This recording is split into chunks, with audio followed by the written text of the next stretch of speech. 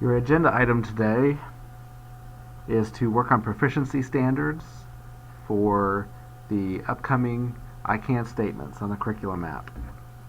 And just to get you started, I wanted to give everybody some common background information so that everybody can sort of move forward in the same way. Some of you are a little bit more trained in the area of standards-based grading than others, but that doesn't mean that you can't all participate in this process, because it's really just coming to a common understanding of what our standards mean.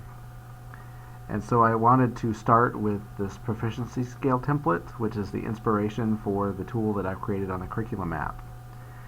And this will help us to lay out some philosophy behind what you are working on today. And so we're going to start with score 3.0. This is our learning target. And we're going to start that thinking by just looking back at our I can statement. And we may or may not change our I can statements, but just for now we're just going to assume that that I can statement is fine. The first thing we need to recognize is that our I can statements are not perfectly clear, and that each of us might look at that I can statement and teach it in a different way. That's not correct. We might look at it and teach different things. Of course we'll teach it in a different way. What we want to do is come to an understanding about when a student demonstrates an understanding of this concept, what is it they will do? What will they know and be able to do after that learning? It might be an elaboration of the examples or the parts of that learning objective. It might be the steps that are necessary for a student to accomplish that learning objective. Either way, we're going to want to clarify it by listing out the things that students should be able to do when they do that. For instance, if this were, what are the causes of the Civil War? This might be the student demonstrates an understanding of the causes of the Civil War by understanding the concept of secession and nullification, describing the impact of slavery on the North and the South, looking at the territorial expansion of the United States and how slavery became an issue every time we added territory, and so on. What I'm going to ask you to do is to go to the curriculum map, come over to the Unit 4 proficiency targets, notice our standards, look at each standard and start with number 3. And have the group come to a consensus on what that means. For instance, what is the lasting impact of natural disaster on a place? If we like that objective, we should be able to tell what those are. If we can't answer the question, then maybe it shouldn't be an objective. No criticism on this particular objective. If we can do that for each objective, then we can come back and look at the number 2, the level 2, to help us think about what is the easy parts of that task. If I can't do the on grade level expectation, what can I do? And can we come up with what the simpler details, the simpler parts of that are? It shouldn't simply be, I can do part of the proficient stuff. We should look for the next level down. What should students be able to do if they can't do the hard part?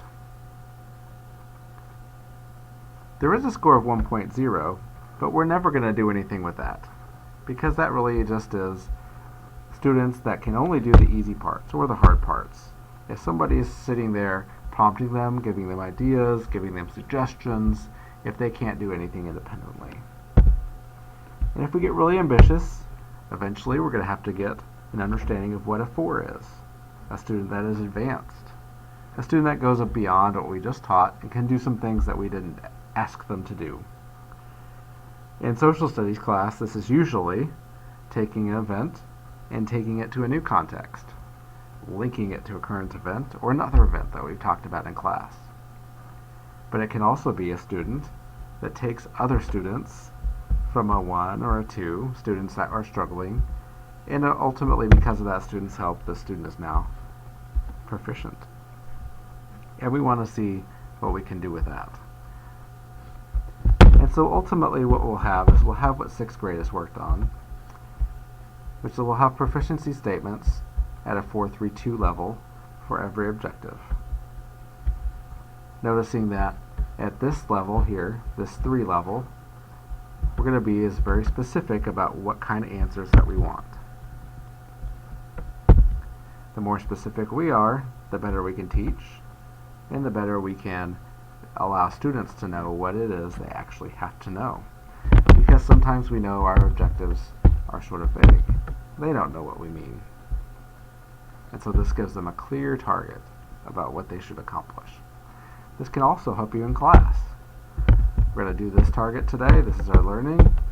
Today we're going to focus on these 2 regions, which are part of the answer.